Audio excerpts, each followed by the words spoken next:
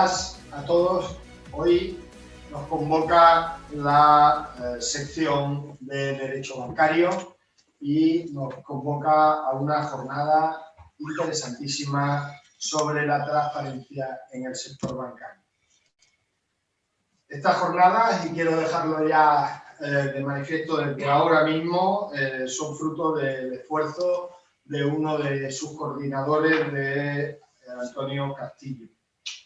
Antonio ha conseguido convocar hoy a la subgobernadora del Banco de España, al secretario de Comercio y a ponentes de máxima relevancia.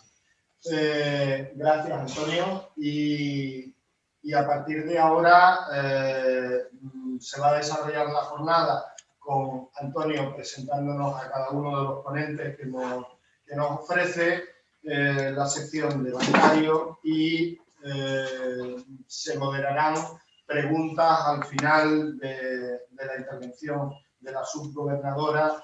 Tendremos una pausa de 12 menos cuarto a 12 y sí quiero avisaros que las preguntas al ex magistrado y catedrático señor Orduña se producirán a continuación de su intervención, a excepción del resto de preguntas que se harán al final de la jornada. Pues nada, con esto, con estas indicaciones del protocolo, os dejo con Antonio Castillo. Pues muchas gracias, Salvador, por tu palabra, y yo también te tengo que agradecer muy sinceramente tu implicación personal en la organización de esta jornada, que creo sino posicionar a nuestro colegio como un foro de debate con ponentes de primer orden del ámbito nacional. Como tenéis en el programa, el primer ponente va a ser don Vicente Ortiz, que es el director de la asesoría jurídica de Unicaja y vicesecretario no consejero. Agradezco inmensamente su buena disposición, compañeros, para participar en esta jornada, así como también especialmente agradezco la ayuda y el apoyo de don Fernando Díez, que es el responsable de Relaciones Institucionales de Unicaja. El que Unicaja esté aquí presente creo que no hace sino redundar en su buen nombre y posiciona a la entidad públicamente como una entidad comprometida con la transparencia bancaria, entendiendo que cuanto más transparente sea una entidad, pues más eficiente y competitiva lo será en el mercado bancario. Por lo tanto, doy la palabra a don Vicente Ortiz.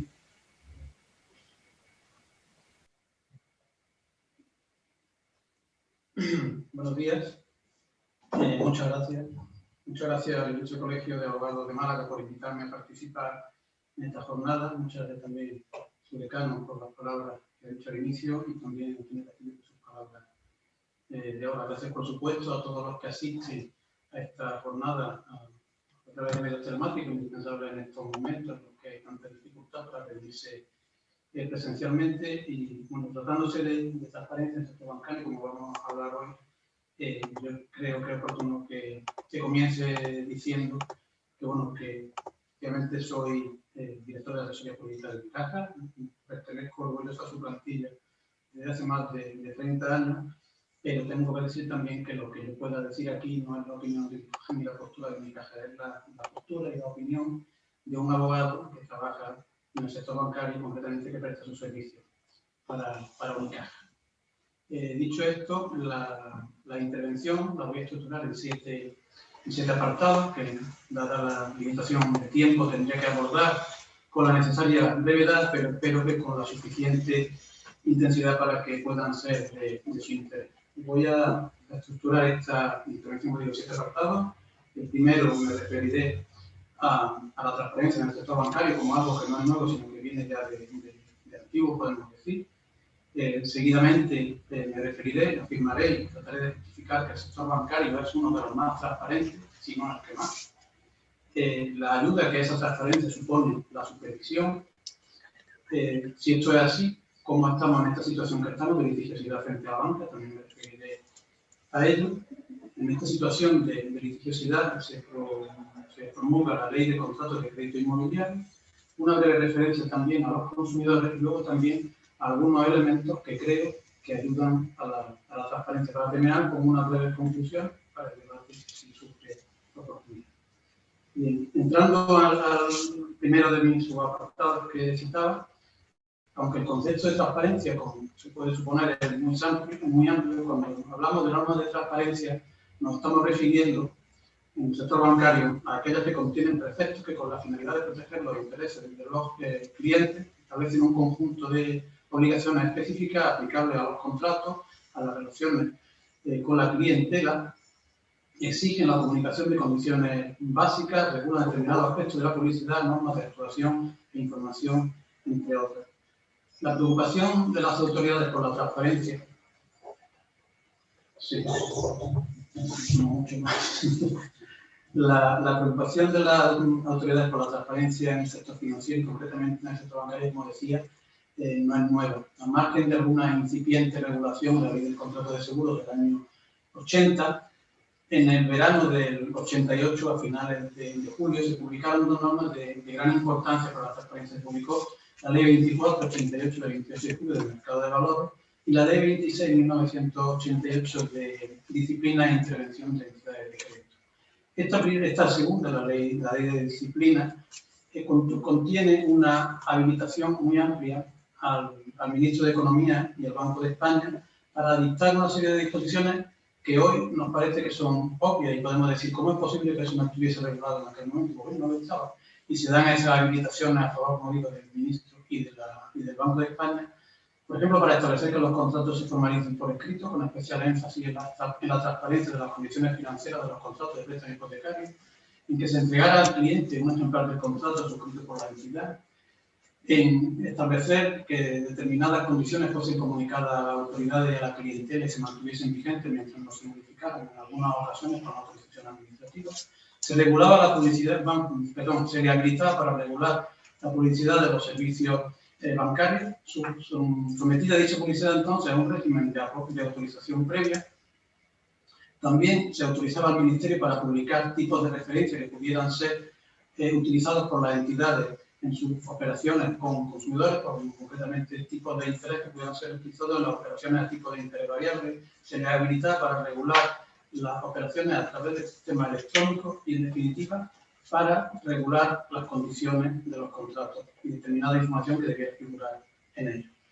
Como resultado de esta habilitación, en los años 80 y 90 se publicaron un buen número de normas, algunas de las cuales, con diferentes modificaciones, se han mantenido vigentes durante más de 20 años, algunas de ellas, como digo. Con normas de referencia son la orden de 12 de diciembre de 1989 sobre tipo de interés y comisiones, normas de actuación, información a clientes y publicidad de las entidades de crédito, la muy tratada, sobre todo en los procedimientos de cláusula abusiva, orden de 5 de mayo de 1994 sobre transparencia de las condiciones financieras de los préstamos hipotecarios y la circular 890 de 7 de septiembre a entidades de crédito sobre transparencia de las operaciones profesionales al cliente, un circular del Banco de España.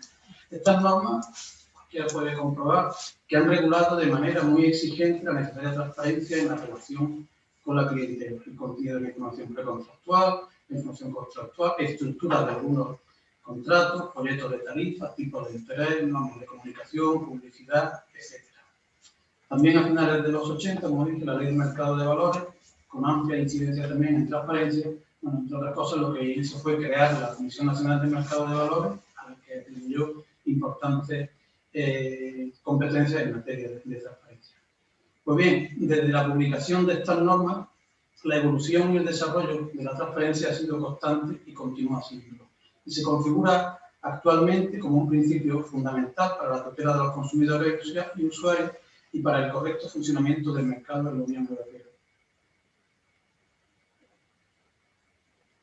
La transparencia no solo es importante en el sector financiero, pero sí es cierto que en estos tiempos está siendo o está teniendo mayor visibilidad que en otros sectores.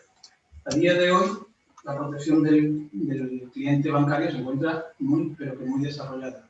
no solamente de aplicación a la normativa común, la Ley General de Consumidores y Usuarios y la normativa autonómica sobre la materia, sino que a esta normativa básica se añaden, creo que no me equivoco si digo que un sinfín de normas.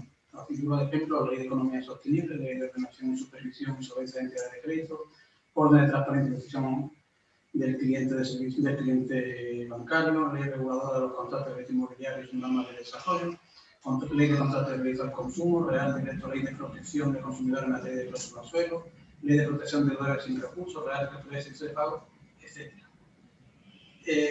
Me sirve esto para enlazar que con este amplio catálogo de normas que regulan la transparencia en el sector bancario, se puede afirmar que el sector bancario, sujeto por supuesto al respeto y a la aplicación efectiva de estas normas, es uno de los más transparentes, si no es que no. Y basta para comprobarlo acudir a la web de cualquier banco, cotizarlo o no. ¿Qué podemos encontrar en esta web? Pues en esta web encontramos de entrada, lógicamente, pues, información publicitaria de los distintos productos que se comercializan. Esta publicidad pasó del régimen de la aprobación previa, pero sí que está sujeta a la supervisión por los distintos reguladores. Encontramos también abundante información legal sobre los productos. Podemos encontrar desde información precontractual, en el caso de los contratos sujetos a la Ley de Contratos de Crédito Inmobiliario, los propios clausulados de los contratos. Encontramos información pública sobre el producto, como la guía de acceso al préstamo hipotecario que publicó el Banco de España. Información sobre la instancia de reclamación en caso de diferencia. Adhesión voluntaria a códigos sectoriales y lo que dicha adhesión implica. Desde que se produce la adhesión a estos códigos, dejan de ser voluntarios para la entidad, son de cumplimiento obligatorio e incluso sometidos a supervisión del Banco de España en este caso. Me refiero a la adhesión al Fondo Social de Vivienda, al Código de Buenas Prácticas para la reestructuración viable de deuda hipotecaria sobre la vivienda habitual, o al reciente Código de Buenas Prácticas para el marco de renegociación para clientes con financiación avalada por el ICO. Encontramos también información sobre moratorias públicas, sectoriales y privadas, puestas en funcionamiento en el marco de la ayuda en la crisis provocada por la pandemia, y también encontramos abundante y detallada información corporativa de las entidades. Me referiré más adelante a ello.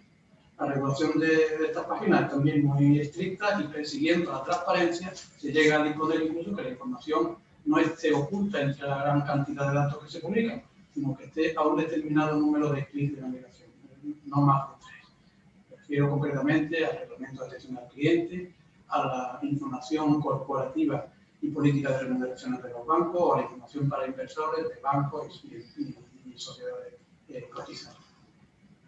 Esta transparencia se manifiesta además en una forma de actuación. La actuación de las entidades en la relación con la clientela ha de ser transparente, pero no solamente ha de ser transparente, sino que también en algunos casos esta actuación ha de ser imparcial o llevarse a cabo en el mejor interés del cliente. Imparcial en el caso de la Ley de Contratos Inmobiliarios y realizarse en el mejor interés del cliente cuando hablamos de operaciones en el marco de liquidez. Bien, además de que los empresarios cuando contratan con consumidores deban ajustar el contenido de sus cláusulas, las normas han de ser transparentes. Cuando hablamos de bancos, esto va a un nivel mayor. Y así, a título de ejemplo, el artículo 5 de la Ley de Contratos de Crédito Inmobiliario dispone que los prestamistas actuarán de manera honesta, imparcial, transparente y profesional, respetando los intereses de los prestatarios, tanto en la elaboración de los productos crediticios, en la concesión de los préstamos, como en la ejecución de los contratos.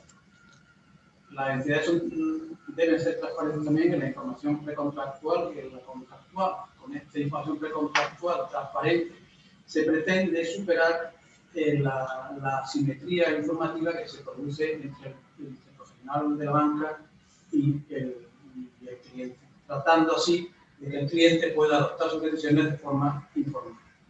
Las entidades también han de ser transparentes en su publicidad, con las habilitaciones correspondientes contenidas en la Ley del Mercado de Valores, en la Ley de Disciplina e Intervención de Entidades de Crédito y ahora también en la Ley de Ordenación, Supervisión y Solvencia de las Entidades de Crédito.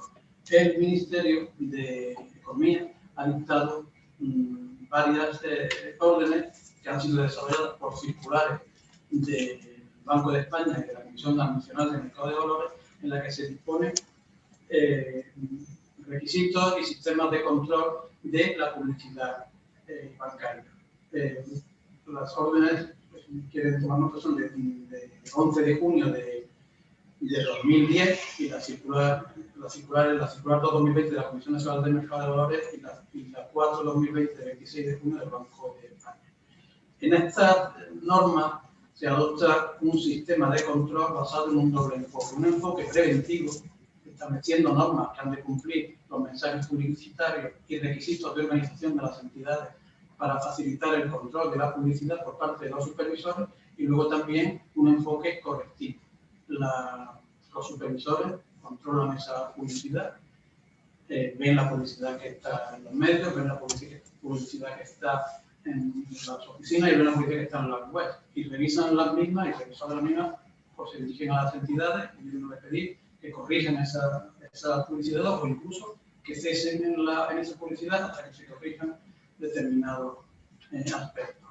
También son transparentes los bancos en la información corporativa, como suministro continuado de información que va desde la normativa interna de las entidades. En las páginas web podemos encontrar estatutos, reglamentos, políticas de riesgo, etcétera, estructura organizativa, información sobre retribuciones.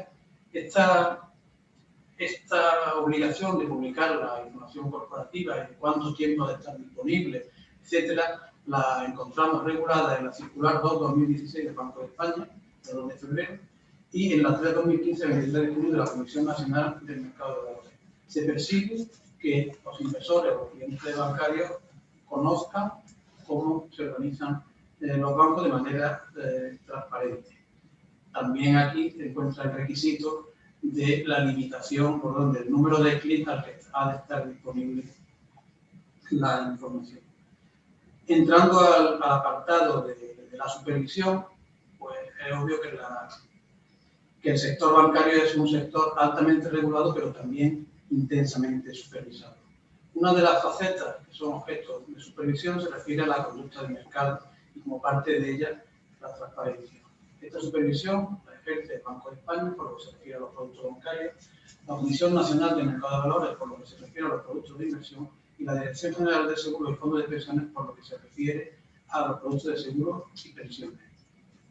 En el ámbito de la supervisión, por la estrecha relación que tiene con ella, es obligada la cita de los servicios de reclamación de los supervisores como un elemento o una herramienta que persigue a esto tener un conocimiento de cómo va el cumplimiento de las normas y poder actuar sobre las entidades e incluso proyectar un desarrollo normativo.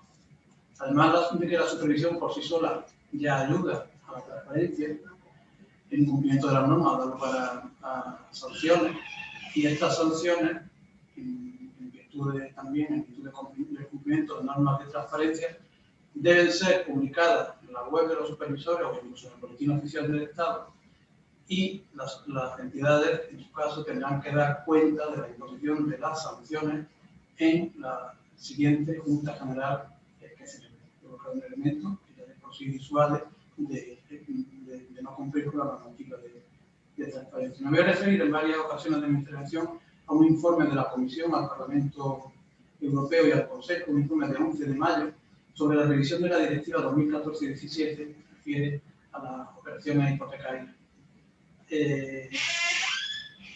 Esta normativa ha dado lugar a una mayor protección de los consumidores, y en lo que a sanciones se refiere, el estudio realizado con encuestas, clientes y demás, advierte que los mecanismos de publicación de las sanciones ofrecen suficiente transparencia.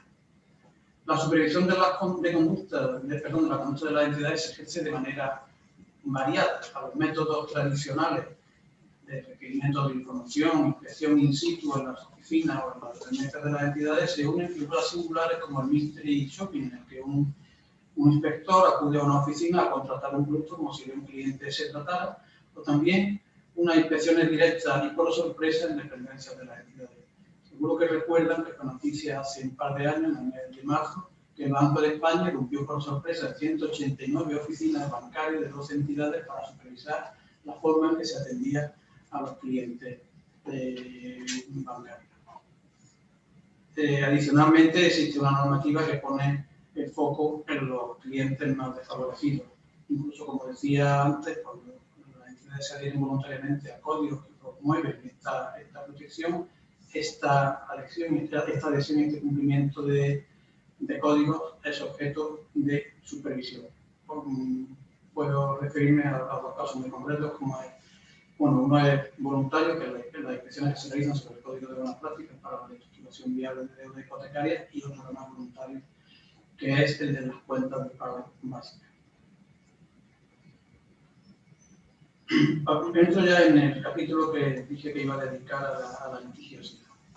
Si, como digo, el sector bancario es uno de los sectores más regulados, más transparentes y más supervisados, ¿cómo es posible que nos encontremos en esta situación en la que nos encontramos, en la que hace ya más de una década hay una situación de extrema litigiosidad frente a la banca? Ha habido una pérdida generalizada de la confianza, y creo que en muchos casos no está justificada. En buena medida, esta litigiosidad está ligada al fenómeno de la crisis económica, que se produjo en el año 2007 y 2008, que más tarde llegó a España. Aparte de una interpretación sociopolítica que se puede hacer de alguna medida, se ha apuntado, yo creo que con razón, a la relevancia del sesgo retrospectivo al valorar con parámetros de hoy situaciones que se produjeron en el pasado. En esto de la litigiosidad, hemos pasado de un escenario en el que toda la litigiosidad, o prácticamente toda la litigiosidad del sector bancario, estaba exclusivamente asociada a los procedimientos recuperatorios de la banca, a un escenario ahora en el que son los clientes los que demandan a la banca, y la banca ve cómo se declaran abusivas sus cláusulas que venían utilizando por un buen periodo de tiempo pacíficamente sus contratos, y la banca encuentra dificultades incluso para cobrar sus créditos.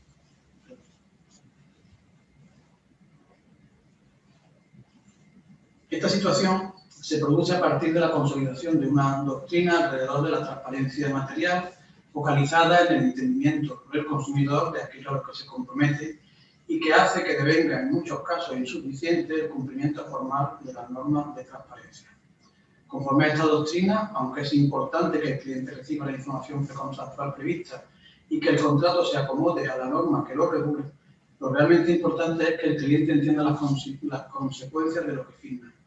Y esa labor se hace descansar en gran medida, o casi exclusivamente, en las entidades, que, llegado el momento, suelen encontrar no pocas dificultades probatorias para demostrar que fueron transparentes en la contratación. Cuando se habla de transparencia en la contratación seriada es muy habitual que se hable de letra pequeña, de relaciones confusas, de falta de explicaciones adecuadas, y todo esto está muy bien, pero tal vez no se ponen sobre la mesa todos los ingredientes. Los contratos en el sector bancario se formalizan precedidos de una amplia información precontractual. Una información precontractual que no es habitual en otros sectores. En muchos casos se formalizan ante notarios, sujetos a determinadas formalidades de tipo de letra, estructura de contrato, cuando el notario da fe conforme a su normativa de aplicación de la prestación de un consentimiento informado. Y también quiero destacar casos en los que la formalización del contrato está precedida de renuncia voluntaria del consumidor a la aplicación de normas de transparencia. Esto es una práctica habitual en la formalización de préstamos hipotecarios anteriores a la vigencia de la Ley de Contratos de Crédito Inmobiliario, en que los clientes que tenían derecho a disponer con 3 días de antelación al minuto de la escritura de préstamo renunciaban a dicho plazo, y renunciaban incluso a que el notario le leyera la escritura. ¿Por qué? Probablemente porque el cliente tenía más interés en recibir el dinero y recibirlo pronto que en los demás ya encontré la protección de ser necesaria. Bien, en este clima de extrema litigiosidad frente a la banca, creo que voy bien de tiempo, se produce la publicación de la Ley 5/2019 de Contratos de Crédito Inmobiliario, que ofrece o ofrecerá un buen escenario para analizar hasta qué medida o en qué medida las nuevas normas o las iniciativas legislativas son capaces de inyectar transparencia al sector. Esta ley transpone la directiva a la que antes me he referido, la directiva 2014-17, sobre contratos de créditos celebrados con consumidores para bienes de inmuebles de uso residencial, y representó un gran esfuerzo normativo. La ley ha introducido importantes novedades en cuanto a las exigencias de información contractual y precontractual. destacando entre ellas la que consiste en el otorgamiento de actos notariales. El notario debe verificar y hacer constar que se ha hecho entrega al cliente en plazo de la información precontractual, de las explicaciones adecuadas a las cuestiones que hubiera planteado sobre las cláusulas específicas de la ficha de información normalizada, de la ficha de advertencia estandarizada, así como de que el cliente ha realizado un test ante el propio notario sobre la documentación y la información que se le ha suministrado. Con esta batería de nuevas medidas de transparencia se generó una gran expectativa y una literatura jurídica abundante en las diferentes fases de aprobación de la ley. A pesar de todo, en el reciente informe de la Comisión Europea se destaca que se ha alcanzado mayor confianza y satisfacción de los consumidores en el mercado de los créditos hipotecarios, pero que también se ha puesto de manifiesto la eficacia relativa de las exigencias sobre publicidad e información precontractual en la consecución de una mayor transparencia. Puede contribuir a ello el hecho de la sobreregulación que han llevado a cabo algunos Estados miembros. Esta sobreregulación supone también una sobreinformación y una multiplicación de la documentación precontractual que el cliente recibe, y ello puede ser contraproducente a la transparencia. En particular, si sumamos las exigencias de la directiva, las exigencias de la normativa nacional y también, en algunos casos, la de la normativa autonómica. A pesar de que la disposición adicional quinta de la Ley de Contratos de Crédito Inmobiliario dispone que la normativa autonómica deberá respetar los modelos normalizados de información que se establezcan por la normativa básica y no podrá exigir adicional documentación complementaria que pueda producir confusión en el prestatario y distorsiones en el objeto de la normativa básica de transparencia. Por poner un ejemplo cercano a esta sobrecarga documental, basta poner el ejemplo de un consumidor que solicite un préstamo hipotecario en Andalucía para adquirir una vivienda en Andalucía. A la FEI, ficha de información normalizada, y a la FIAE, ficha de advertencia estandarizada, a documentos de interés variable, a la copia del contrato y en definitiva a los 7 documentos que contempla la Ley de Contratos de Crédito Inmobiliario, se añadirán además el índice de documentación de entrega preceptiva, el documento de información precontractual complementario y el documento de información personalizada complementaria que dispone la normativa autonómica. Esta gran cantidad de documentos, que en su mayoría se reiteran y sobreponen, más que aclarar, seguro que pueden abrumar al cliente, pero resulta que las entidades no tienen más remedio que utilizarlos porque viene así dispuesto por la norma. El informe de la Comisión también se refiere a estas cuestiones y viene a decir que a pesar de que se considera que la información facilitada por la FEI es importante para que los consumidores puedan adoptar una decisión informada, al parecer suelen verse sobrecargados con información que realmente no leen ni entienden, lo que hace que sea más complicado comparar productos. Algo parecido se dice para la TAE. Son pocos los consumidores que entienden su significado y no suelen ser conscientes de que para compararlo tienen que comparar hipotecas de la misma duración y del mismo tipo de interés. Todas estas cosas hacen que pueda ser que estos esfuerzos normativos por la transparencia quizás no están consiguiendo lograr el objetivo de la comprensión real. Volviendo al que era el requisito estrella de la transparencia material, lo que se ha dado en llamar el acta de transparencia en la Ley de Contratos de Crédito Inmobiliario, quiero confiar en que será una herramienta capaz de garantizar la transparencia y de reducir la litigiosidad que acompaña en los últimos años al sector. Me pregunto de verdad qué más se puede añadir, porque cuando ya tenemos explicaciones adecuadas que exige la ley, información precontractual reglada, acta notarial, contrato también reglado y previamente examinado y además la intervención notarial, ¿qué más se puede pedir? Estaría quizás por ver qué puede aportar a la transparencia la elaboración por las autoridades de un contrato de préstamo hipotecario de uso voluntario, a lo que se refiere, por ejemplo, la disposición adicional primera de la Ley 3/2016 del año junio del Parlamento andaluz y la disposición final quinta de la Ley de Contratos de Crédito Inmobiliario. Y quiero referirme ahora brevemente a los consumidores, más concretamente al consumidor medio. Es obvio que no puede pretenderse que el consumidor sea experto en el producto que contrata. Por eso, para salvar esa asimetría informativa, están las normas de transparencia. Pero entre el consumidor experto y el consumidor pasivo está el consumidor medio, al que se refieren numerosas sentencias del Tribunal de Justicia de la Unión Europea, como consumidor razonablemente atento y perspicaz que percibe con atención la información del producto. Sin afirmar que el consumidor tenga la obligación de informarse, el Tribunal considera, gracias a su actitud, el consumidor medio puede acceder a la información disponible sin tener que hacer grandes investigaciones. La diferencia radica en las actitudes.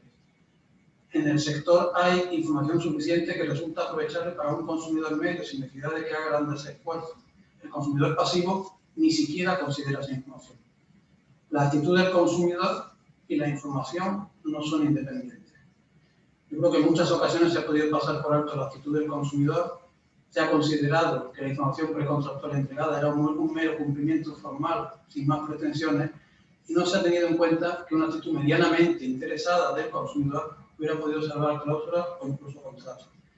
Y me pregunto, ¿es razonable que se ampare a un profesional en el ejercicio de su actividad y despliega una alta diligencia, por ejemplo, en el ámbito de los préstamos hipotecarios?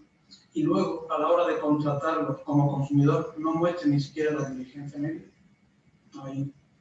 Ahí lo dejo.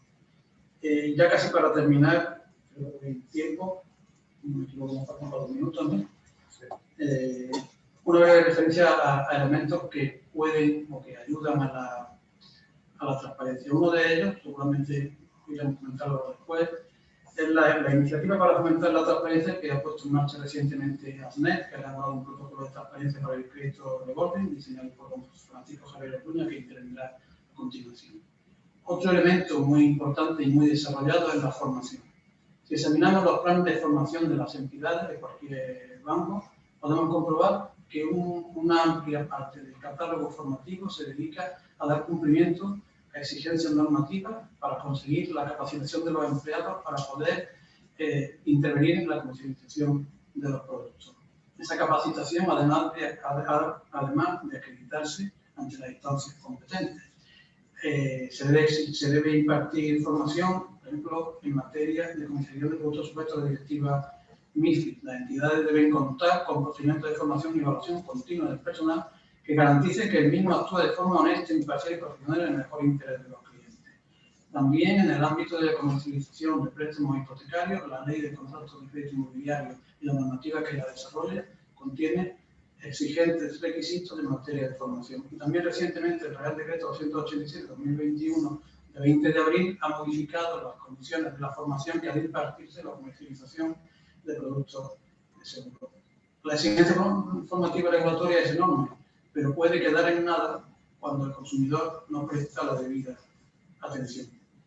Un elemento de satisfacción para las entidades es que el informe de la Comisión sobre la directiva recoge que la mayoría de los consumidores encuestados consideran que la mayoría del personal de las entidades prestamistas dispone de un nivel adecuado de conocimiento y competencia. El último elemento al que me refiero como elemento que ayuda a la transparencia adicional a la regulación y a la supervisión es la educación financiera. Y la educación financiera, la importancia de la educación financiera se pone de manifiesto, por ejemplo, en la directiva y también en el apartado 1 de la disposición adicional tercera de la Ley de Contratos de Crédito Inmobiliario, cuando dispone que el Ministerio de Economía y Empresas, Banco de España, la Comunidad Autónoma, etcétera, promoverán acciones en esta materia. Son sobradamente conocidas las iniciativas en materia de educación financiera del Banco de España y de la CNMV, y también de instituciones privadas, como la de Edufinet, que con origen andaluz y malagueño, Unicaja inicialmente, la Universidad Internacional de Andalucía y la Universidad de Málaga, llevan ya casi 15 años dedicadas a impartir formación para que los consumidores puedan adquirir conocimientos que les permitan desenvolverse con normalidad en sus relaciones con los bancos. Es que un cliente con una adecuada formación puede relacionarse con normalidad con un banco, puede anticipar problemas, sabe a quién tiene que dirigirse en caso de diferencias y sabe cómo actuar. Quiero, a modo de recapitulación, trasladar 4 ideas. La primera, la transparencia es un elemento esencial para la protección de los consumidores y el funcionamiento de una economía de mercado, para una competencia justa entre empresas y para la toma de decisiones informadas, para la seguridad jurídica de las relaciones. En el sector bancario, la diversidad y complejidad de productos acentúa la existencia del problema de la asimetría informativa y justifica la existencia de exigentes normas de transparencia. La sobreregulación y, como parte de ella, la sobreinformación puede producir efectos perversos sobre la transparencia. Y, por último, que un alto grado de protección de los consumidores no debe ser incompatible con promover la actitud activa de estos y modular la protección que se otorga al consumidor pasivo o desinteresado cuando el profesional ha cumplido con su deber. Muchas gracias por su atención.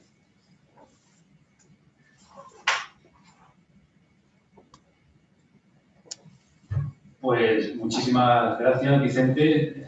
Creo que ha quedado claro que ha sido una exposición magnífica y un exhaustivo repaso de toda la normativa sectorial en materia de transparencia. Se deduce de tu intervención el enorme esfuerzo recopilatorio de esa información que has sabido transmitir de forma tan magistral a los compañeros. Muchas gracias, de verdad. Bueno, vamos a presentar ahora a don Francisco Javier Orduña. Va a intervenir de forma online, de forma telemática, ya está conectado a esta jornada y, bueno, creo que don Francisco Javier requiere poca presentación.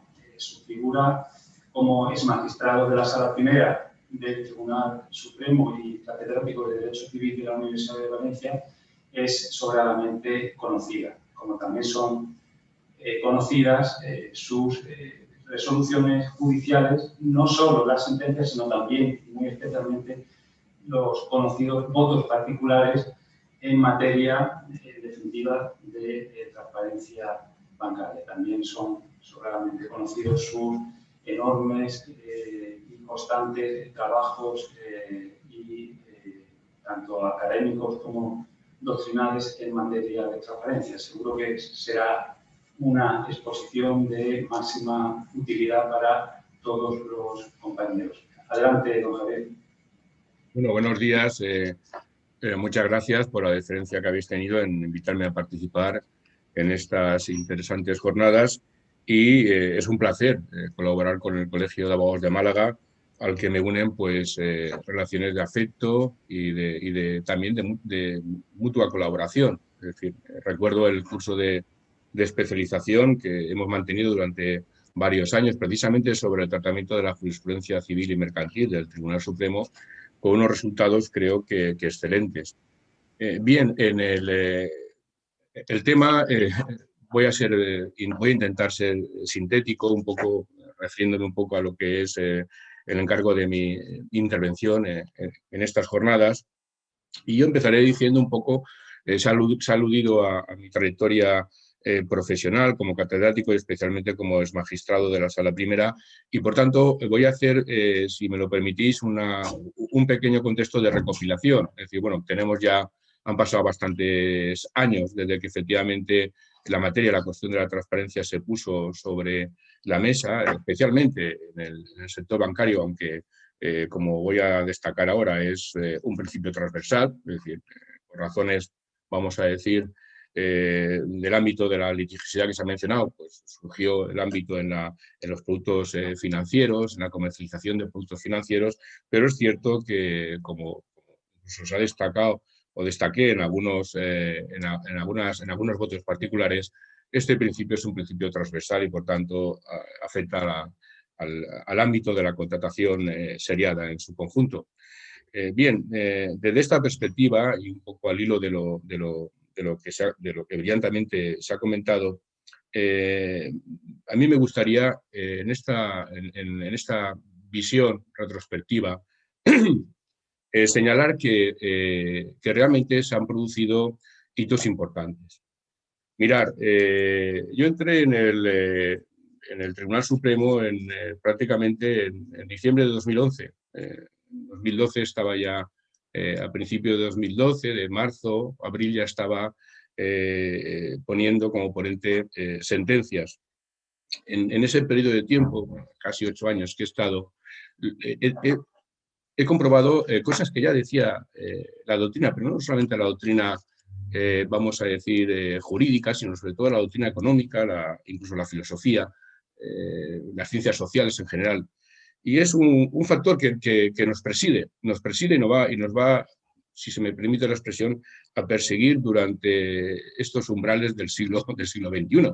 Y es que los cambios sociales, económicos, tecnológicos, se están produciendo a una velocidad de vértigo. Eso es innegable.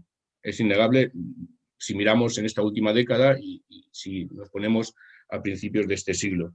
Se producen con una velocidad inusitada, se cambian antiguos roles, lo que el profesor Bauman significaba como viejos y consolidados valores o principios, y el problema que tenemos es que tampoco tenemos mucho tiempo para pensar, para reflexionar, porque efectivamente la realidad económica, cultural, tecnológica nos desborda y tenemos que decidir. ¿Cómo decidimos estos cambios? Bueno, pues yo hice la apuesta en las primeras reflexiones que hice sobre este fenómeno, en que efectivamente estos cambios que se producen fundamentalmente desde el ámbito económico, social y cultural, como estamos diciendo, tiene una primera significación en lo que es el replanteamiento de los nuevos principios y valores. Bauman decía que necesitábamos, no solamente Bauman, Dworkin, es decir, un montón de gente muy importante que ha trabajado sobre estos temas, decía que lo que no podíamos hacer era pensar en un derecho inmovilista, en un derecho anquilosado, en un derecho que era contrario a su propia finalidad de adaptación como instrumento jurídico normativo de las relaciones sociales. Esa concepción del derecho como proceso adaptativo nos ha acompañado en toda la antropología del ser humano y nos va a seguir acompañando. Y necesitamos adaptarnos, necesitamos afinar nuestras categorías jurídicas, en definitiva, necesitamos estar a la altura de las nuevas circunstancias, con una nueva economía que es globalizada, con mercados cada vez más complicados o complejos, es decir, con una sinergia, con cambios importantes en el ámbito económico, medioambiental, etcétera, es decir, con una sinergia realmente de cambios importantes. Y claro, estos cambios se producen o se deben producir desde el punto de vista de su reflexión, desde la articulación de estos nuevos principios. Por tanto, yo creo que aquí lo primero que tendríamos que decir es abandonar esa idea que se ha tenido pues, prácticamente desde el inicio de este tratamiento y que se observa, por ejemplo, también algunas veces en los textos normativos, ahora hablaré de ello, sobre, digamos, normación, etcétera, de tratar de ver la transparencia como una cuestión técnica. Bueno, la transparencia puede ser una cuestión técnica desde el punto de vista de que podemos configurar elementos tecnológicos, los famosos portales de transparencia, criterios incluso tecnológicos de avisos, de contrataciones, etcétera. Bueno, pues esto es una aplicación tecnológica. Pero la transparencia es sobre todo, y desde luego desde la jurisprudencia del Tribunal de Justicia de la Unión Europea, prácticamente podríamos poner en el periodo 2010, a partir de 2010, es ante todo o se está configurando claramente como un principio valor general del derecho. Esta es la definición de la transparencia en el ámbito jurídico.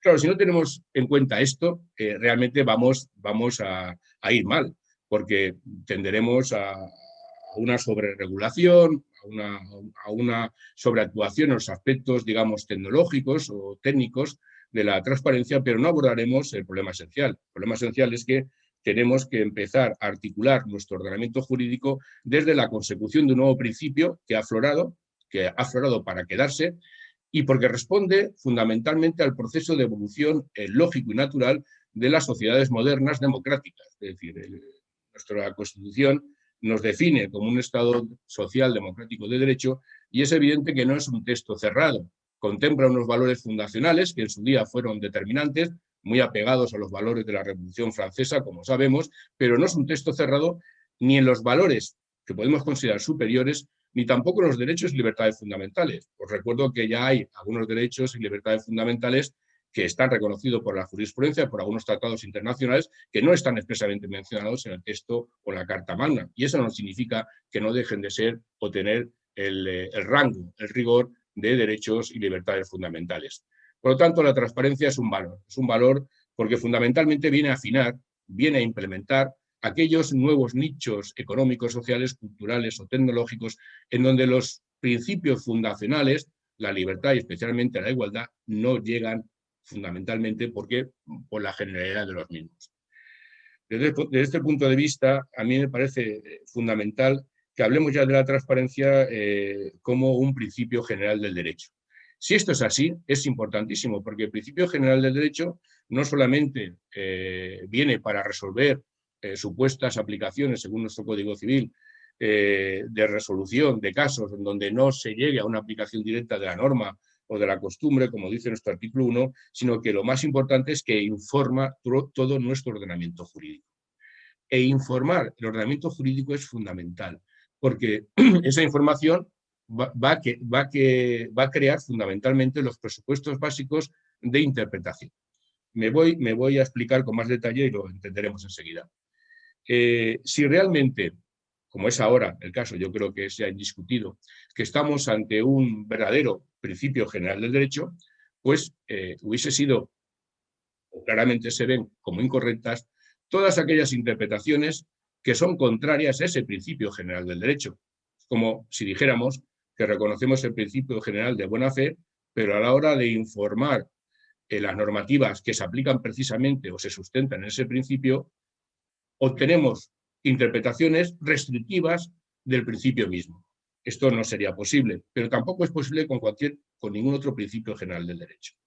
Por lo tanto, desde esta perspectiva se observa claramente que problemas de interpretación que tenemos ahora, fundamentalmente como los han acontecido con el tema, pues fundamentalmente pues, del IRPH, etcétera, pues son, en mi modesta opinión, cuestiones que deben estar claramente ya superadas. Es decir, es evidente que si estamos ante un principio general del derecho y ese principio, como se ha dicho muy bien, informa toda la contratación de los sectores que contratan seriadamente, no solamente la contratación bancaria, sino también por extensión la contratación de seguros, la contratación de productos de energía, etcétera, etcétera, pues es evidente que no podemos llegar a conclusiones interpretativas que cercionen o mutilen ese principio.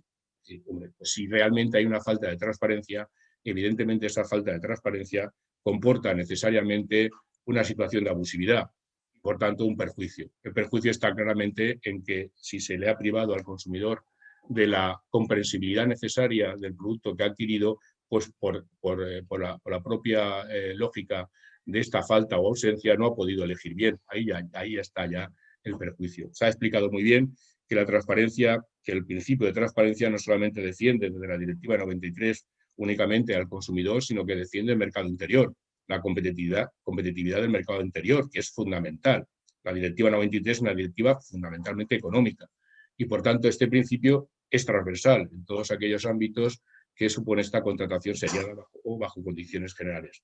Desde esta perspectiva se comprende muy bien, pues, por decirlo de alguna forma, se han mencionado los votos particulares, que realmente nunca nos equivocamos, y hablo en general, cuando apostamos directamente por la interpretación extensiva de este principio. Y nos solemos equivocar cuando realmente llegamos a interpretaciones que suelen ser contrarias o paradójicamente contrarias a la aplicación real de este principio. Bien, sin duda se ha hablado de una cuestión que es, de un aspecto que es totalmente correcto y cierto, y es que la regulación, pues realmente la llamada sobreinformación, pues realmente suele ser más bien un obstáculo que no una garantía, efectivamente, de que se cumpla la finalidad última del principio de transparencia, que es fundamentalmente que el cliente tenga el acceso a un ámbito de comprensibilidad real o material del producto que adquiere. Y esto es cierto. Desde esta perspectiva, realmente, pues hace algún tiempo nos pusimos a trabajar, porque es cierto que la transparencia, perdón, como principio, pues no es una simple cuestión que afecta a los consumidores, afecta en general a la sociedad civil. La transparencia también se está planteando, sin lugar a dudas, como un derecho de la ciudadanía. Basta con atender todo el tema que está pasando, la cuestión que está pasando con la pandemia. Las exigencias de transparencia de la ciudadanía son clarísimas en este sentido y muchas de ellas pues claramente justificadas. La transparencia es un valor que ya se está reclamando en el ámbito de la organización política, en el ámbito de la administración pública, en las redes, en Internet, en los ámbitos nuevos o las ciencias nuevas, como el Big Data. Es decir, es un factor o un principio que realmente va a redundar en el beneficio de la defensa de la ciudadanía. Por tanto, la vamos a tener presente en el sostenimiento de todas estas nuevas tecnologías. Desde el punto de vista de la contratación bajo condiciones generales, es cierto que también es, por tanto, un valor de la propia empresa. La empresa, no vamos a entrar aquí si efectivamente el sector financiero, que en mi opinión fue así, se vio sorprendido por esta irrupción, por estos cambios valorativos y, por tanto, pues, se vio sorprendido de una práctica que tradicionalmente venía siendo ejercida, pero también es verdad que las revoluciones tecnológicas, culturales se producen y frente a ellas no se puede negar el cambio. Lo que hay que hacer es adaptarse, ¿no? Bien, desde este punto de vista, la transparencia es un valor sin duda de marca comercial. No hay que olvidar que la expresión crédito viene de credere, es un término latino muy bonito que significa confianza, confianza. Y por tanto, si el crédito es confianza, obviamente significa que no puede haber un credere, es decir, en la definición etimológica, que era prácticamente un concepto cuasi religioso, si hay esta pérdida de confianza. Bien, ¿qué es lo que se puede hacer? Bueno, pues evidentemente se pueden hacer muchas cosas, entre ellas pues la simplificación de la normativa. Tenemos una ley de crédito inmobiliario, pero yo quiero recordar que no tenemos una ley propiamente de transparencia en la contratación seriada. Es decir, nos falta definir en qué consiste la transparencia, qué aplicación tiene en la contratación seriada, qué efectos tiene, si efectivamente se puede dar transparencia sin abuso. Es decir, una serie de cuestiones que se ha planteado recientemente y que explican de alguna forma el ámbito de la litigiosidad que hay hoy en día y que se podrían resolver perfectamente desde el punto de vista normativo. Y bueno, no hay que ir muy lejos para pensar que efectivamente la transparencia es un valor que surge claramente del artículo 3.1 de la directiva. Inicialmente se hablaba de la cláusula desproporcionada, pero todo surge del principio de buena fe y, por tanto, el principio de buena fe es susceptible de especializarse y dar lugar a otros principios más concretos, más afinados desde el punto de vista de su aplicación. Uno de ellos es el equilibrio contractual, que es totalmente reconocido ya en la ciencia jurídica, y otro, sin duda, es el principio de transparencia.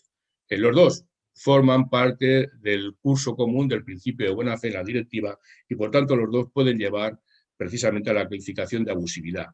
La abusividad no es en sí mismo un contenido propio, es una calificación.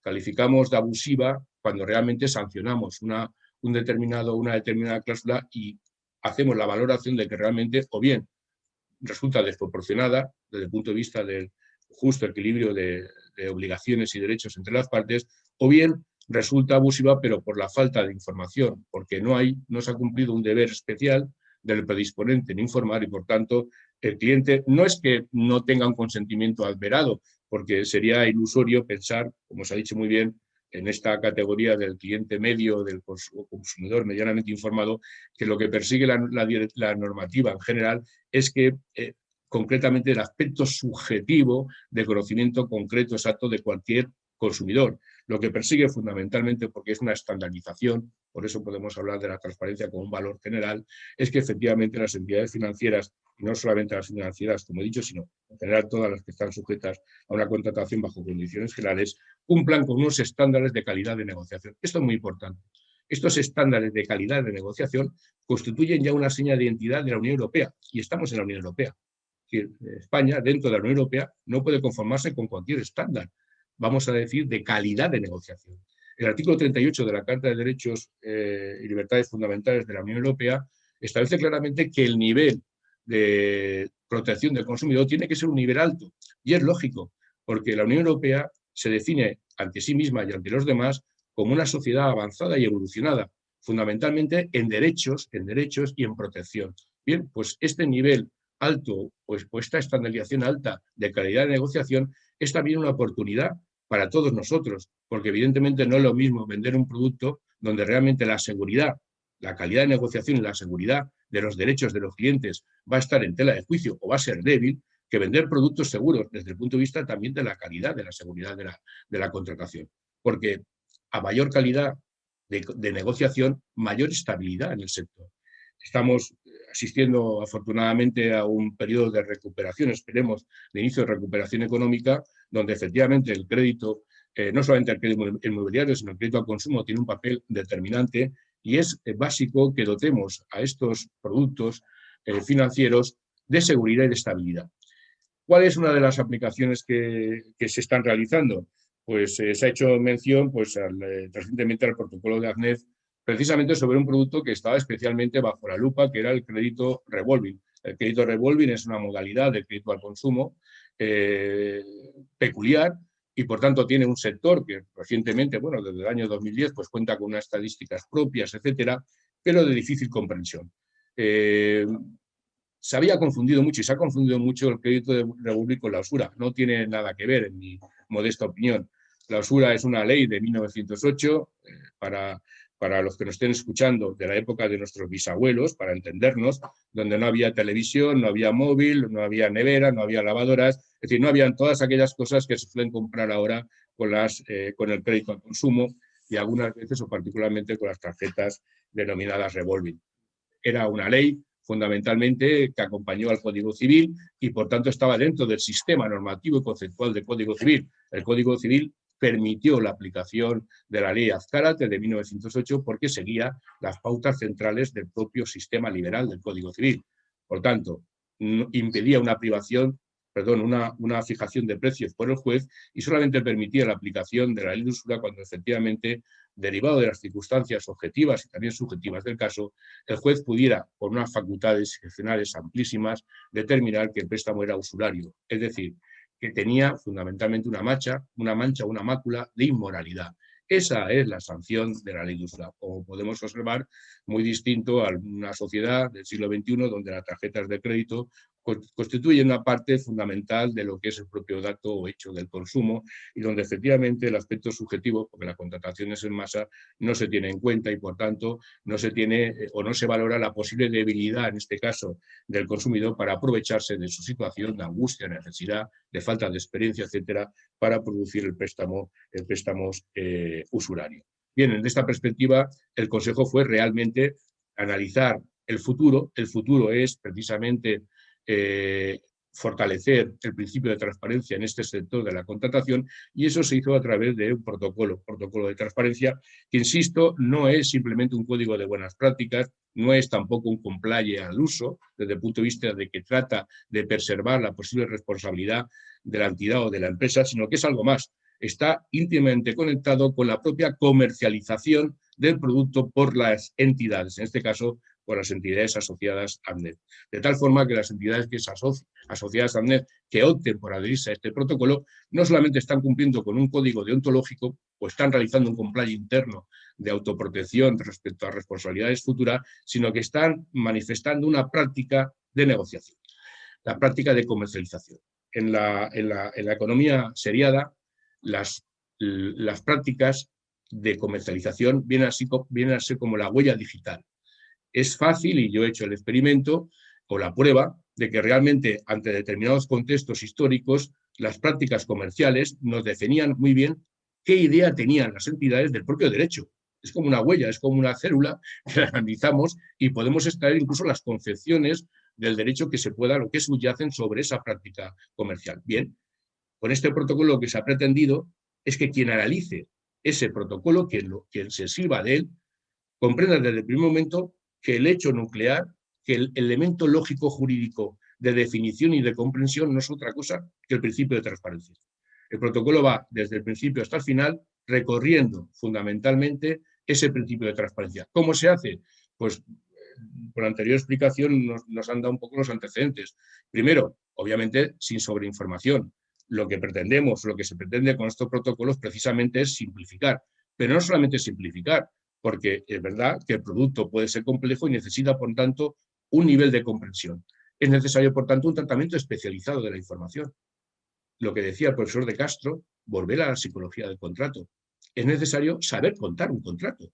Y esto que parece una obviedad, no lo sabemos hacer. Y, por supuesto, no lo sabe hacer el sector financiero, donde efectivamente hay una excesiva normación muy técnica que acarrea problemas de interpretación y de coste transaccionales muchas veces, donde realmente se complica mucho la comprensión. La comprensión, la psicología del contrato que decía fundamentalmente el profesor de Castro, arranca por centrarse en aquellos aspectos que realmente explican desde dentro el contrato. El protocolo ACNER explica el contrato desde el punto de vista de los derechos del cliente. Por tanto, es la perspectiva angular que coge el protocolo, porque es la perspectiva que el Tribunal de Justicia de la Unión Europea también ha cogido. El protocolo está hecho siguiendo fundamentalmente y escrupulosamente tanto el artículo 38 como también la jurisprudencia que ya tenemos, los mimbres jurisprudenciales que ya tenemos del TJUE, para andar sobre una senda segura. Por tanto, lo primero que se explica es el contenido de la oferta. A renglón seguido se explica qué es y cómo funciona el crédito revolving, porque eso es lo que realmente la gente no solía tener en cuenta o era difícil de entender. Se explica además con distintas capas de información, desde informaciones, vamos a decir, centrales, que al final tienen alertas, llamadas de alerta para el consumidor, informaciones de tipo medio, que son recomendaciones, informaciones generales, que son consejos. Se conecta además esa información con el supervisor, con el Banco de España, porque fundamentalmente estos protocolos tienen que activar también esa relación del cliente con el Banco de España. Y, en definitiva, se da fundamentalmente, por decirlo de alguna forma, un recorrido sobre todos los derechos básicos que tiene, en este caso, el consumidor, el cliente de este crédito, para que no tenga ninguna duda acerca de las consecuencias de lo que está adquiriendo. Esto es importante porque este protocolo se anticipa desde la propia fase precontractual. Es fundamental. El TJUE ha destacado que toda esta información, si vale para algo, tiene que ser en la fase precontractual. Si no, efectivamente, pues puede haber problemas realmente, digamos, de déficit de esta comprensibilidad. Por tanto, se activa directamente desde la fase precontractual y tiene como función básica que el cliente recorra, experimente ese contrato desde fundamentalmente el inicio de su relación negocial, destacándose, por supuesto, el derecho de desistimiento, es decir, todos aquellos modernos derechos que efectivamente suponen cautelas realmente para que el consumidor sepa que simplemente la simple lectura o la simple recepción de ese protocolo no le vincula, le vinculará si realmente pasan los trámites que el propio protocolo le dice.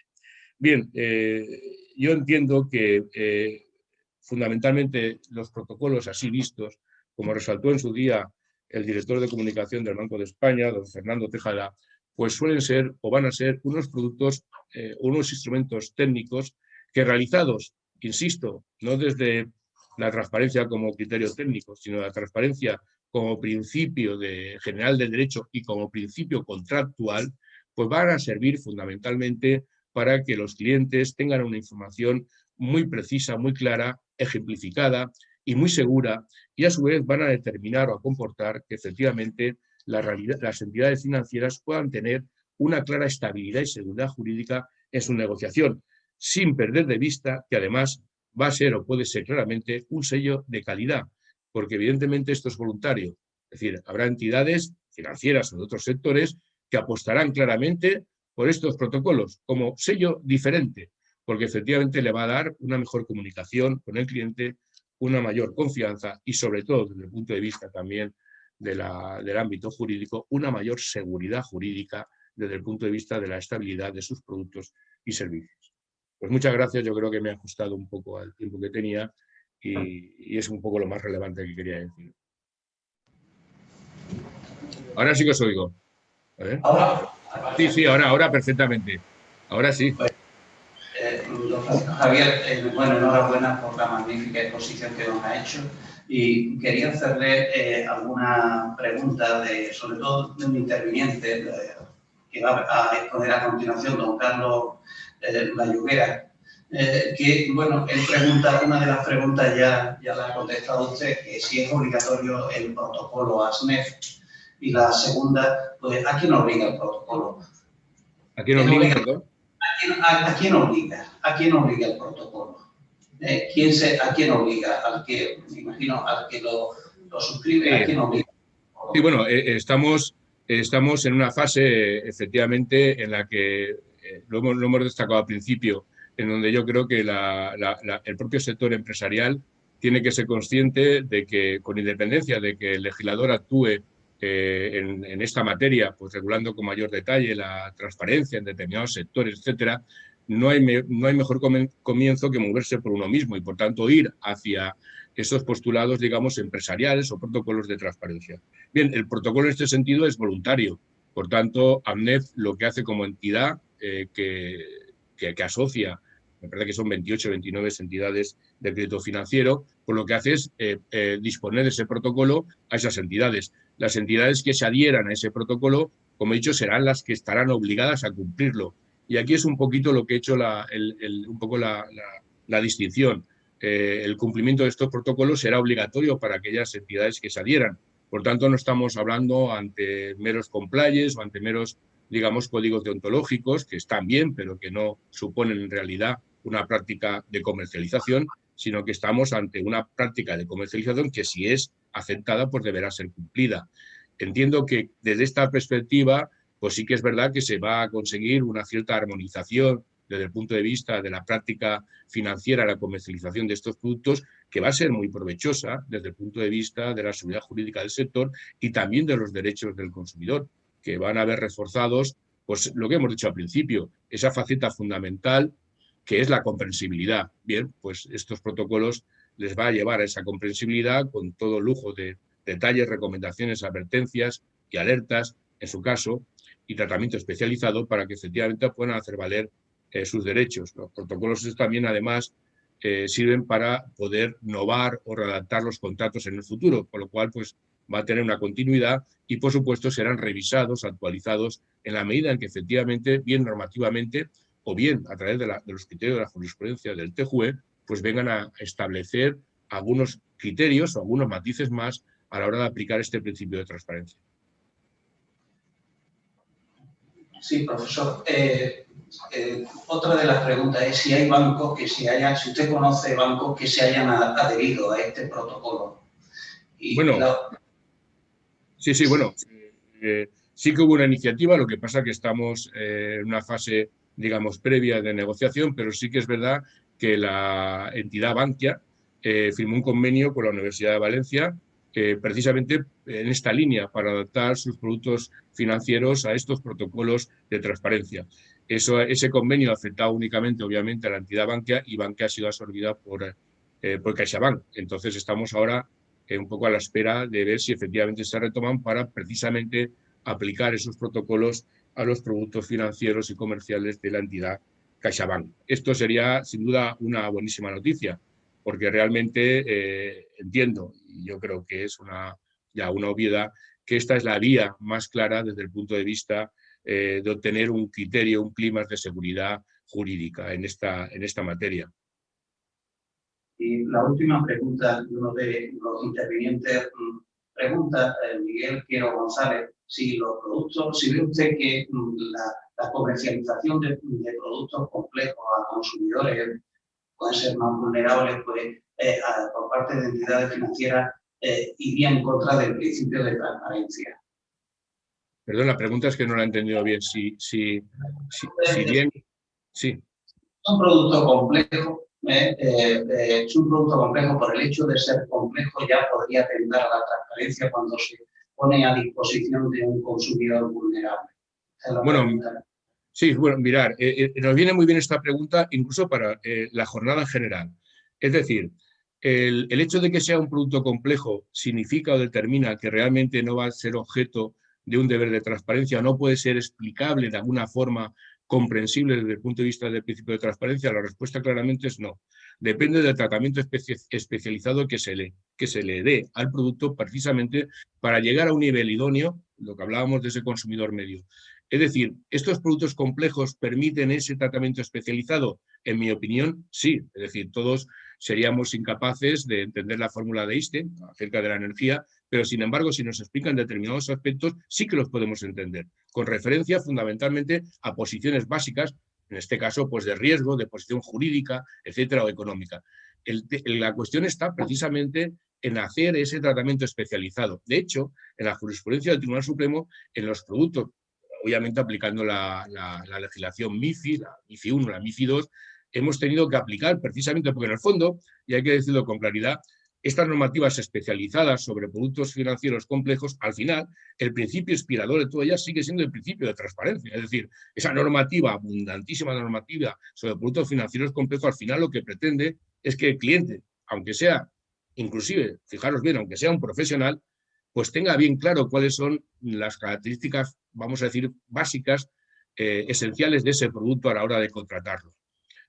Fundamentalmente porque desde el punto de vista, digamos, de la comercialización, la mejor calidad o seguridad que tiene la entidad es haber hecho o haber cubierto este deber especial. Insisto, incluso con los profesionales, pero sobre todo, obviamente, con los clientes que no son profesionales, los llamados minoristas.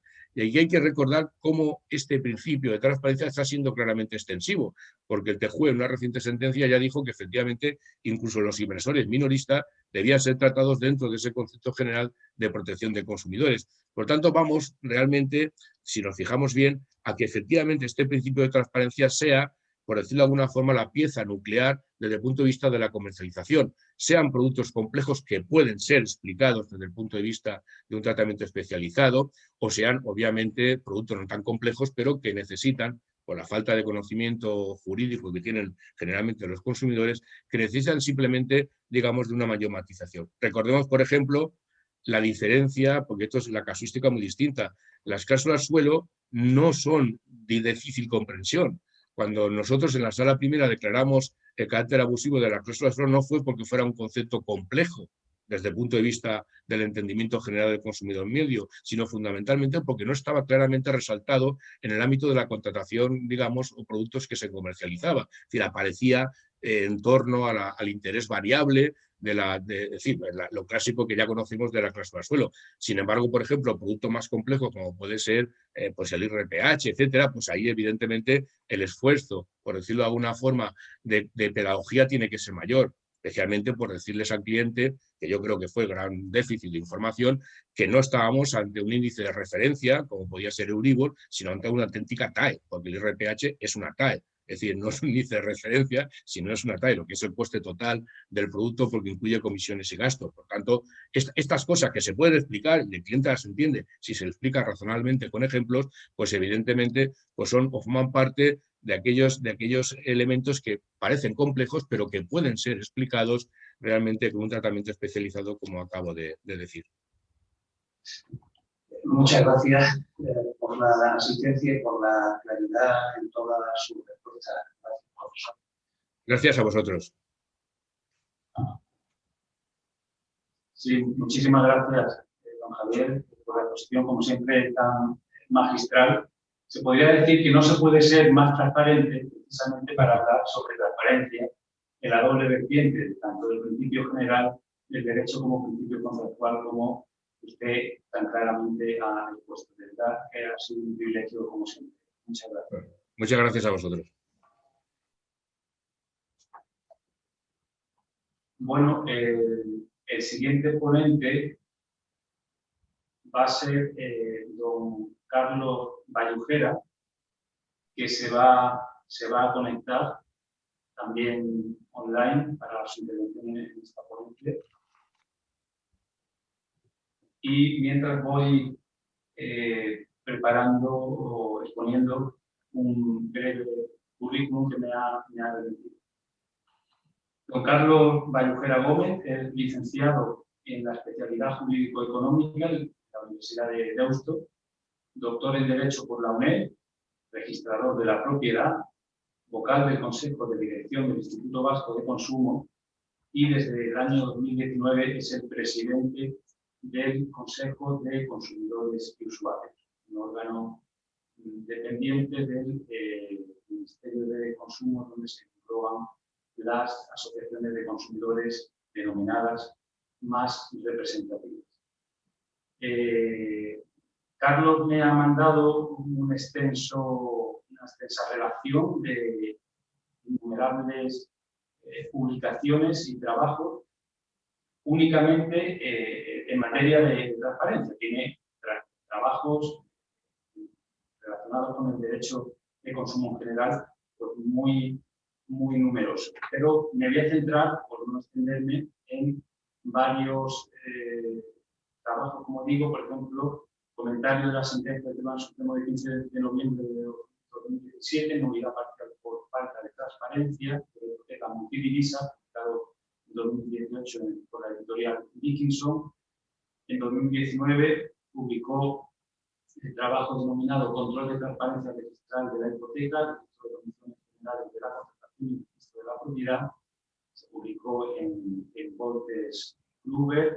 También se podría hacer referencia a la transparencia registral, obligatoriedad de la inscripción en el Registro de Condiciones Generales de la Contratación, en el trabajo denominado la nueva regulación de los contratos de crédito inmobiliario. Es una ley que ya se ha mencionado por los anteriores ponentes y seguro que se va a analizar por los siguientes.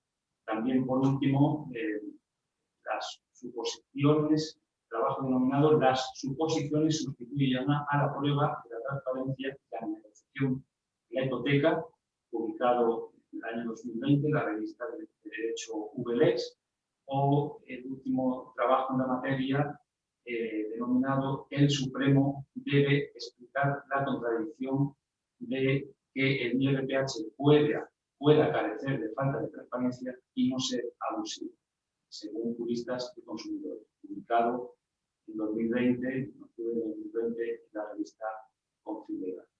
Pues adelante, don Carlos, muchas gracias de antemano y seguro que va a ser una exposición muy ilustrativa y muy provechosa para todos los compañeros. Adelante, ¿verdad?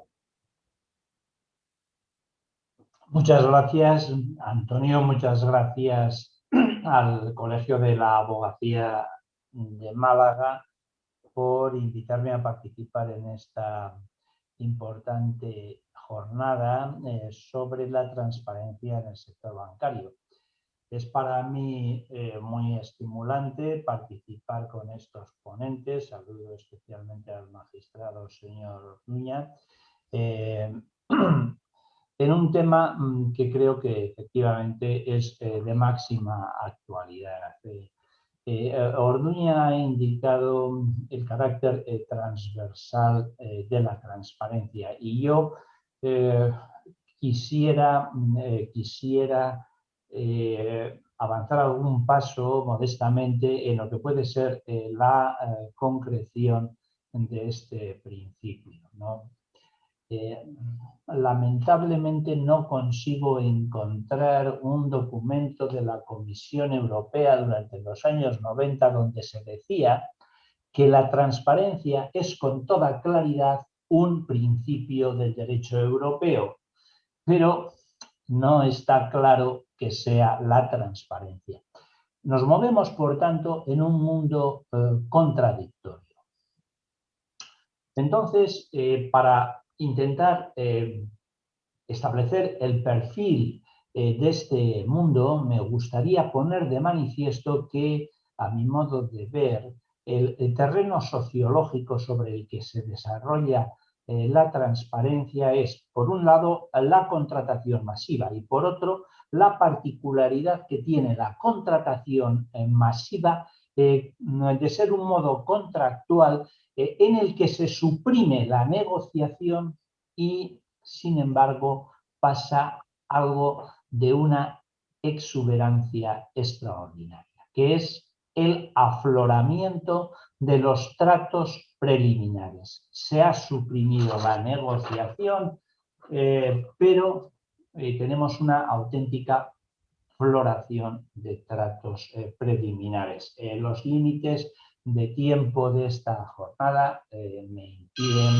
profundizar sobre esta cuestión, pero y por eso decía antes que me parece estimulante participar con estos ponentes, porque a veces uno, cuando expone este fenómeno sociológico, afloramiento de los tratos preliminares, corre el riesgo de estar formulando teorías ilusorias. Me congratula por eso escuchar, como ha señalado don Vicente Ortiz, la importancia que en el marco de la transparencia tienen las memorias de las entidades. Me congratula igualmente apreciar que Javier Orduña considera que el protocolo ARSNEP en materia de crédito revolving es un paso en el ámbito de la transparencia. Memorias y protocolo no son otra cosa que episodios de los tratos preliminares que tienen objetivación en el mercado, frente al apretón de manos de la feria, en donde no quedaba absolutamente ningún indicio objetivo de que hubiera habido una negociación, de suerte que toda la polémica sobre los trámites precontractuales quedaba en un tu palabra contra mi palabra contra la tuya. Ahora los tratos preliminares se han objetivado y están perfectamente establecidos. Y estos dos episodios que con claridad han expuesto los ponentes anteriores vienen acompañados de otros muchos, como fundamentalmente con una importancia desbordante la publicidad, que fue objeto de regulación ya en la ley del 84, en el artículo 8, y que establecía la prevalencia de la publicidad. Tenemos igualmente las guías, los formularios web, las fichas de información precontractual, modernamente en el crédito hipotecario, la acta notaria, la inscripción obligatoria del formulario en el registro de condiciones generales de la contratación. Por tanto, no hay negociación, pero la huella de la formación del contrato queda plasmada objetivamente. La imposición aflora, o sea, se deja ver en que precisamente quien elabora todos estos elementos de contenido contractual en forma, lógicamente, precontractual, es una parte, es el banco, es el profesional, es la entidad financiera, ¿no? Entonces, y esto, lógicamente, tiene un impacto teórico clarísimo en el elemento de la predisposición del contrato por adhesión con condiciones generales. O sea, no es posible contratar si antes de apretarse las manos las partes no han llegado a un acuerdo. Por tanto, la predisposición es connatural a todo tipo de contrato, también al contrato por negociación. Pero en el contrato por adhesión con condiciones generales de la contratación tiene la forma peculiar de que es unilateral para una pluralidad de contratos y elaborada solo por una de las partes sin que la otra pueda influir en su contenido. Por eso no quería dejar de poner de manifiesto esta cuestión y que teniendo presente que este afloramiento de los tratos preliminares se ha producido con la publicidad que fue objeto de tratamiento jurisprudencial en el 76, que fue en donde se determina la prevalencia de la publicidad más beneficiosa sobre el contenido contractual, es decir, que un mero letrero al pie de una urbanización prevalece sobre lo que pone en una escritura pública. O sea, no es un elemento jurídico baladí. Esto se recoge en el 84, actualmente lo tenemos en el 61 del texto refundido, pero el regulador ha ido más allá. Quiero decir también que todos estos elementos de información precontractual en el contexto de la contratación masiva se convierten en comunicaciones del profesional al eventual adherente. Por tanto, se trata de elementos centrales de transparencia. Se trata de una comunicación. Se le comunica al adherente elementos que se consideran necesarios para la adhesión al contrato. Y aquí quiero llamar la atención sobre algo. Estas comunicaciones del profesional al adherente no son para que el adherente consienta. Ahora está muy de moda el tema de la tarifa eléctrica. Por mucha información precontractual que exista de la compañía o las compañías eléctricas en el mercado al adherente, el consumidor, no es libre. El consumidor no puede decir, oiga, mire, váyanse, yo no quiero estas tarifas tan altas. Yo voy a vivir como un ermitaño sin electricidad. No. El consumidor que aspira al alto nivel de bienestar que protege el mercado interior, no puede prescindir de la electricidad. Tiene que contratar sí o sí. Por tanto, su consentimiento es un presupuesto del contrato por adhesión con condiciones generales de la contratación. El valor de la transparencia en este ámbito de la contratación masiva es distinto. Se comunica porque, como ha señalado también Javier Orduña, se considera que la transparencia es un valor presente en nuestro ordenamiento jurídico, pero se comunica en beneficio de la persona consumidora. Las comunicaciones que la empresa hace al cliente, conforme al principio de la buena fe, son concesión mínima al cliente. Por eso le preguntaba ¿a quién obliga el protocolo ASME? ¿Es una mera declaración platónica o hay entidades adheridas? Porque el que se adhiere queda obligado al protocolo ASME. Queda obligado no platónicamente, sino en su contrato. De manera que si su contrato quebranta el protocolo, puede dar lugar a la nulidad de cláusulas por falta de transparencia. Esto es muy importante. Por tanto, lo que quería poner de manifiesto es que enviar información al consumidor no es para que consuma. El contrato no se va a romper por un vicio del consentimiento.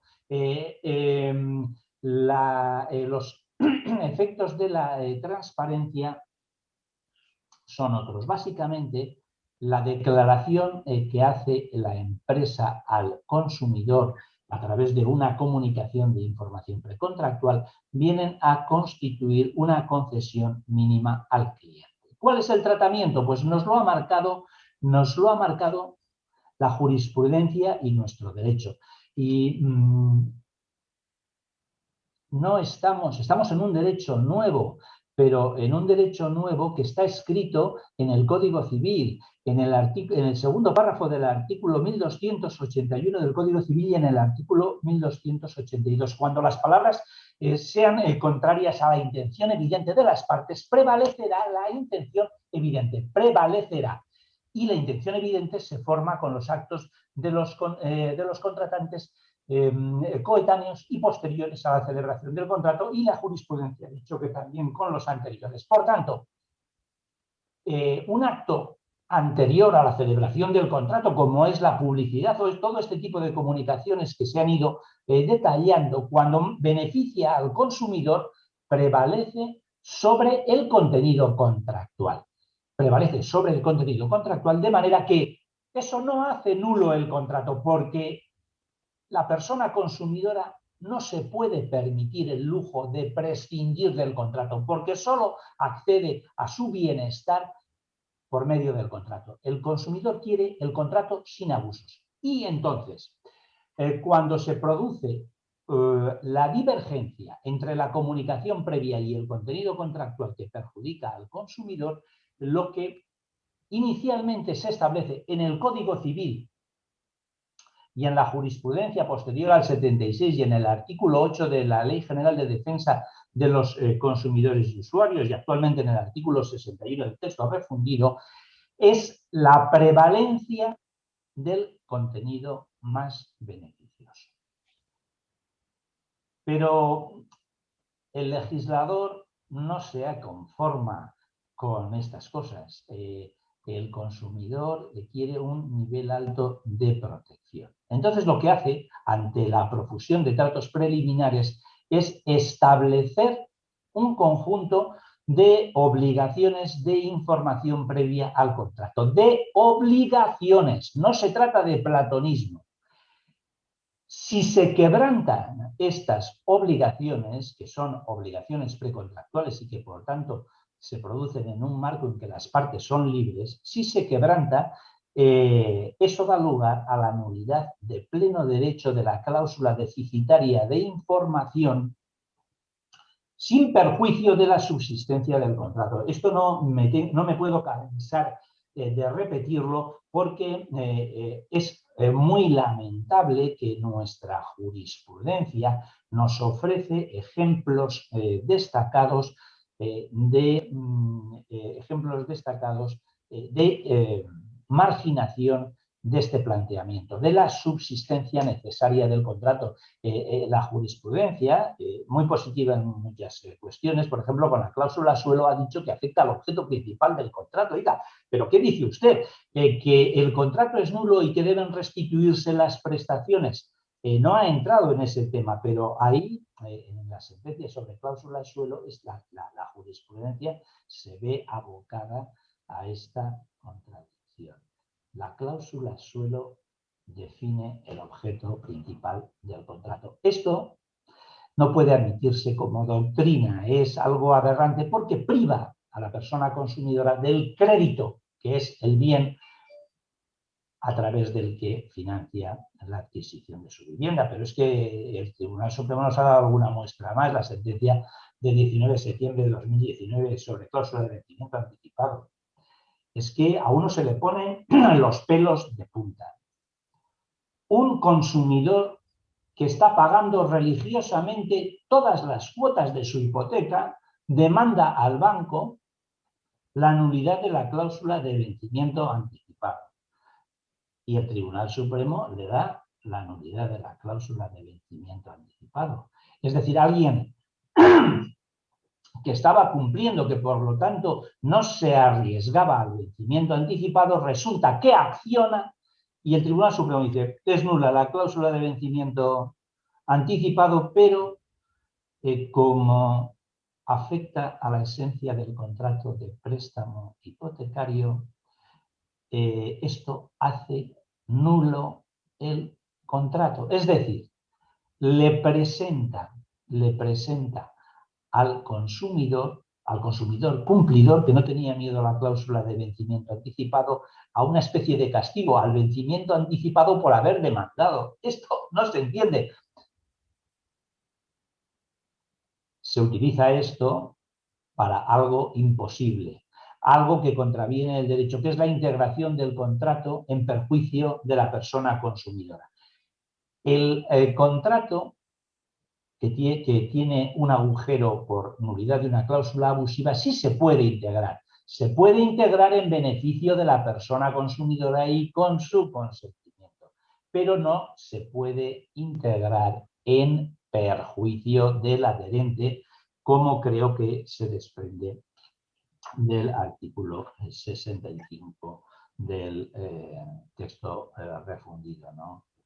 Que dice que los contratos con consumidores se integrarán, habla de un carácter imperativo, semi-imperativo, en beneficio de los consumidores conforme al principio de buena fe objetiva, ¿no? Bien, entonces, en este marco de afloramiento de los tratos preliminares, de prevalencia de las comunicaciones precontractuales y más allá del establecimiento de obligaciones semi-imperativas de información previa al contrato, se conforma el actual régimen concreto de la transparencia, que en España tiene rasgos realmente barrocos, ¿no? Porque la aparición de estas, he hablado del legislador, pero el legislador se limitó a decir en el artículo 48 de la Ley de Disciplina de las Entidades de Crédito que el Banco de España y el Ministerio de Economía podían establecer obligaciones de información. Tan lo hizo así que efectivamente el Ministerio de Economía habilitó al Banco de España, el Ministerio de Economía dictó las órdenes de transparencia que ya se han mencionado, del año 89, la del 5 de mayo del 94, posteriormente se regularon también en 2011 las actualmente vigentes, con el rango de orden ministerial, es decir, el régimen sustantivo precontractual del contrato de crédito literalmente se entierra en órdenes ministeriales. Tan está enterrado que el Tribunal Supremo, cuando analiza la cuestión de la transparencia en la sentencia de 9 de mayo de 2013, menosprecia el valor de estas obligaciones legales de información previa al contrato y dice, sí, bueno, eso es de la incorporación, es verdad, la cláusula se ha incorporado al contrato. Oiga, es que la incorporación es el régimen sustantivo de la transparencia. Si la cláusula es transparente, se incorpora si no es transparente, en perjuicio de la persona consumidora, porque la norma es semi-imperativa solo en beneficio de la persona consumidora. Si la norma es no transparente en perjuicio de la persona consumidora, no se incorpora. Por eso, yo querría avanzar un poco en la concreción de estas cuestiones sobre la transparencia, porque creo que tenemos que ser transparentes al hablar de ello. Y entonces, si nos preguntamos cuál es el régimen de las obligaciones de transparencia. Bueno, en primer lugar, ¿cuándo se cumple con la obligación de transparencia? Tenemos, y he mencionado múltiples casos de afloramiento de los tratos preliminares, he mencionado en múltiples ocasiones la existencia de obligaciones legales de transparencia y quiero llamar la atención que la adhesión voluntaria a un código de buenas prácticas impone al profesional una obligación de transparencia. ¿Cuándo cumple con la obligación de transparencia? Pues cuando la comunicación a la que está obligado por virtud de la obligación de transparencia coincide con el contenido contractual. Cuando se produce esta coincidencia, es evidente que hay transparencia. Si el profesional le dijo una cosa al consumidor, y se puso eso en el contrato. ¿Y cuándo se incumple con la obligación de transparencia? Pues se incumple cuando, estando el profesional obligado a realizar una comunicación y las fichas y las relaciones del texto refundido sobre obligaciones de comunicación, las relaciones que hay de comunicación en materia de vivienda son innumerables, cuando el profesional incumple alguna de esas obligaciones legales de transparencia, se produce la nulidad. ¿Cuándo la incumple? Cuando el contenido de la comunicación diverge de la cláusula contractual, cuando es divergente.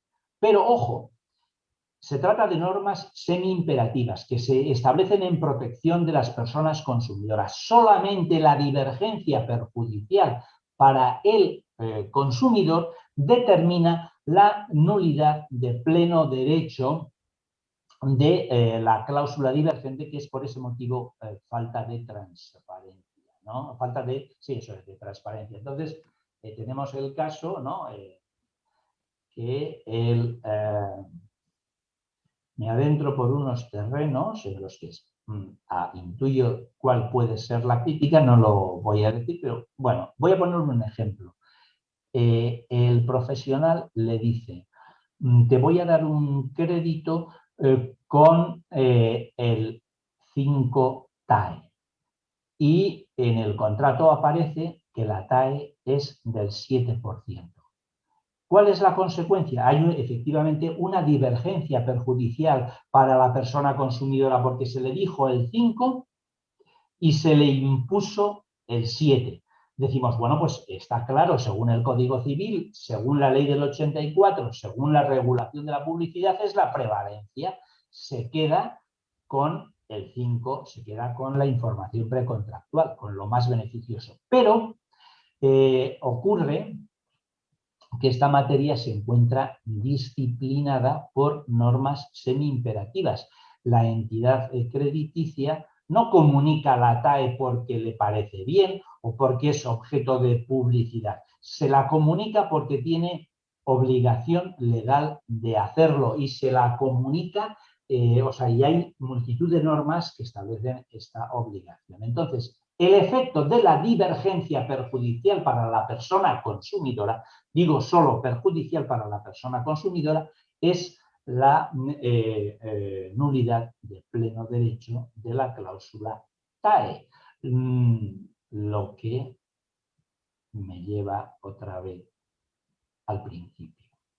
No aceptamos la ilusión de la transparencia. El contrato de crédito tiene que subsistir porque es esencial para que el consumidor adquiera el bien objeto de financiación. Puede ser la vivienda, puede ser un bien de consumo, un coche, una televisión, lo que sea, ¿no? Entonces, el contrato de crédito subsiste, pero se queda sin TAE y se queda sin los elementos del coste,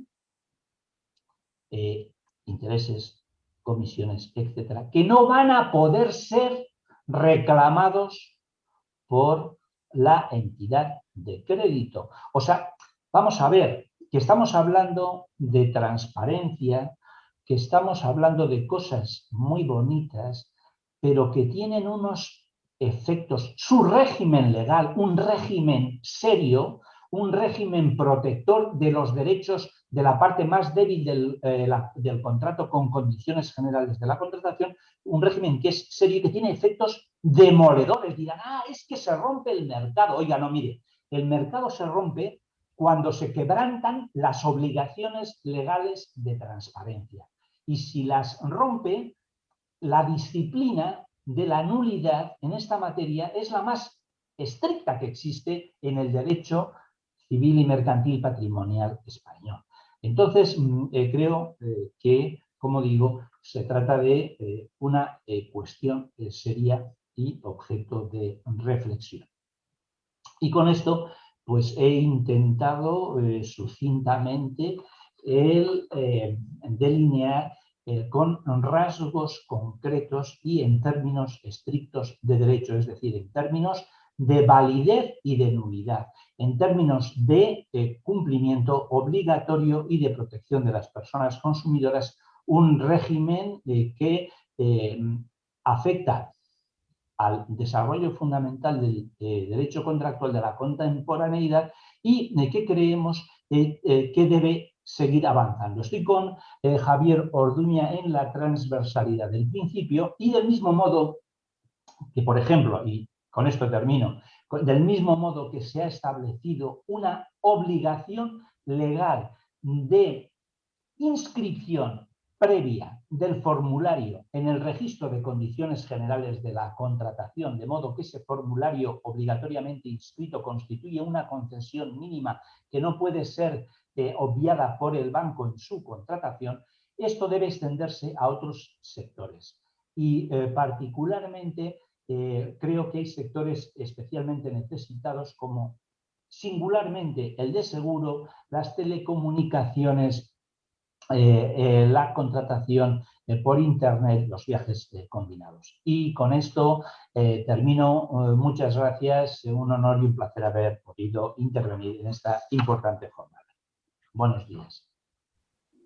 Gracias, don Carlos. Agradecer la clarificadora exposición por parte de usted que ha hecho como presidente del Consejo de Consumidores y Usuarios. Ahora, por orden, vamos a hacer una pausa y después todas las preguntas, una vez que termine la última intervención, pues haremos las preguntas que aquellos compañeros que están interviniendo, están haciendo, pues se hagan a los tres, a todos los demás intervinientes, pues ya nos ha comentado nuestro decano, don Francisco Javier Orduña, se tenía que ir y por eso hemos adelantado a ver las preguntas, al final se harán a los tres. Gracias y vamos a suspender por un minuto. Compañeros, ¿tienen algo que decir? Sí, pues efectivamente, Carlos, muchísimas gracias por tu intervención, por tu disposición y colaboración para intervenir en esta jornada. Como siempre, es una opinión muy cualificada a tener en cuenta y seguro que ha sido de utilidad y provecho para todos. Muchas gracias.